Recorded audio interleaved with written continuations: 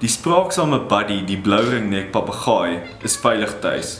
Buddy het Sondag vermis geraak, maar te danke aan sy woorde, waar is Yuri, en Facebook kon hy sy eienaars help opspoor. Die vrou wat vir Buddy opgespoor het toe nou gerespond en gereageer en gesê, ek kan hulle kontak en ek het toe nou gevra as ek my foto's kon stuur. Ja, Buddy. Toe sy daar kom, was Buddy toe nou reeds in 'n hok, maar hy was baie verwilderd. En my dogter was saam en sy het begin praat met die voël, maar hy het nie regtig teruggereageer nie.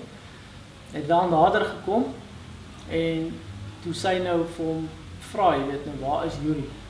Toe begin hy nou eers praat en sê Yuri is skool toe en Yuri is stout en toe weet my vrou onmiddellik dit is Buddy.